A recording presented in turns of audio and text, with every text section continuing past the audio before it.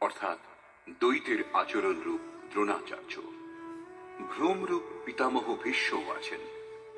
এই বিকার সমূহ ভ্রম থেকে উৎপন্ন হয়, শেষ পর্যন্ত জীবিত থাকে। তাই পিতামহ সম্পূর্ণ সেনার মৃত্যুর পরেও জীবিত ছিলেন। শরশয্যায় অচৈতন্য অবস্থাতে ছিলেন, তবু জীবিত ছিলেন। একেই বলে ভ্রমরূপ ভীষ্ম। ভ্রম শেষ পর্যন্ত বেঁচে থাকে।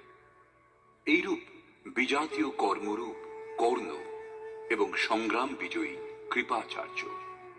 সাধন অবস্থায় সাধক অন্যের প্রতি যে কৃপার আচরণ করেন, সেই কৃপাকেই কৃপাচার্য বলে।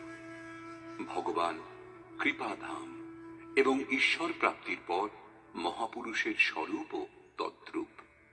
কিন্তু সাধন অবস্থায় যতক্ষণ সাধক ও পরমাত্মা পৃথক, বিজাতীয় প্রবৃত্তিগুলি সক্রিয় এবং মোহ আচ্ছাদিত।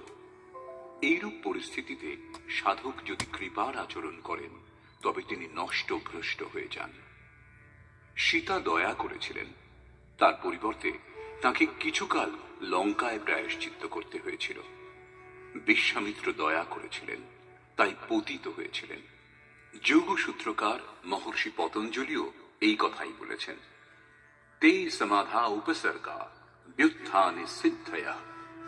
অর্থাৎ ব্যুত্থান কালে যোগলব্ধ শক্তি প্রকট হয়, প্রকৃতপক্ষে সেগুলি সিদ্ধাই। কিন্তু কৈবল্য প্রাপ্তির পথে এই সিদ্ধাই তত বড়ই বাধা, যতটা কাম, ক্রোধ, লোভ, মোহ প্রভৃতি। গোস্বামী তুলসীদাসেরও সেই একই নির্ণয়।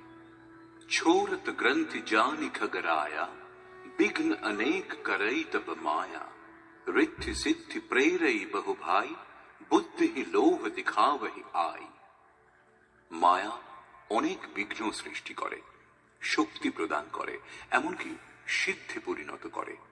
এইরূপ সিদ্ধ সাধক যদি পাশ দিয়ে শুধু হেঁটে যান, তাহলে মরণাপন্ন রোগীও বেঁচে ওঠে।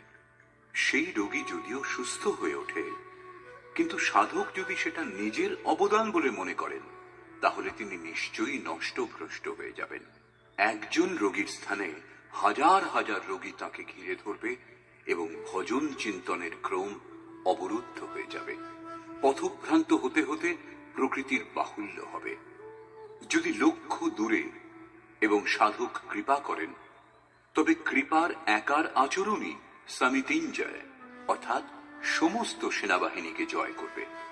এই কারণে যতক্ষণ সাধক পূর্ণতা লাভ না করছেন, ততক্ষণ এই সব থেকে সাবধান থাকা দরকার। দয়া